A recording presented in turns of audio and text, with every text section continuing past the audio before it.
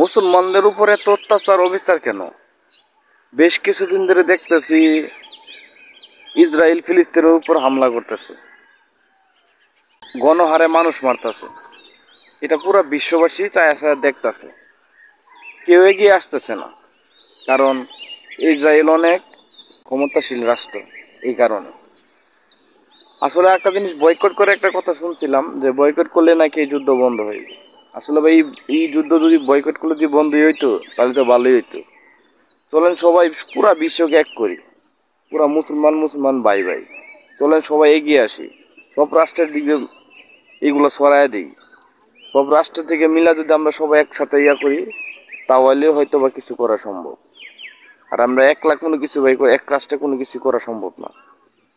এটা পুরোটা বিশ্বের ব্যাপার, ঠিক আছে? তো আমিও চাই মুসলমান শান্তিতে থাকুক, সুস্থ থাকুক, ভালো থাকুক। এই যে গণহারে মানুষ মারতেছে, কার বুকটা মানে কেঁদে না উঠছে? সবার সবার ছোট ছোট বাচ্চা শিশু মানুষকে এভাবে যে গণহারে মারতেছে, সবারই খারাপ লাগতেছে ভাই। তো আমরা সবাই চাই যাতে একত্র হয়ে পুরা বিশ্ব, যাতে পুরা রাষ্ট্র যাতে একত্র হয়ে এই কাজগুলো যাতে করা হয়।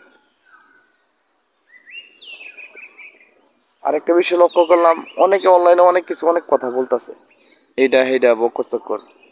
বা এইসব করে কোনো লাভ নাই ভাই, ঠিক আছে? যতক্ষণ পর্যন্ত পুরা বিশ্ব রাষ্ট্র এক না হইব, ততক্ষণ পর্যন্ত ওরা মনে করেন ক্ষিপ্ত হইব না, ঠিক আছে? এই হলো কথা। তো বয়কট করে যদি কোনো কিছু করা সম্ভব হইতো, তাহলে কবে এই যুদ্ধ শেষ হয়ে যেত, ঠিক আছে? তো চলেন আমরা মুসলমান মুসলমান ভাই ভাই সবাই একসাথে মিলামিশা কাজ করি, মিলামিশা কোনো করার চেষ্টা করি, পুরা বিশ্বকে একত্রে করার চেষ্টা করি, ঠিক আছে? তো সবাই ভালো থাকবেন, সুস্থ থাকবেন।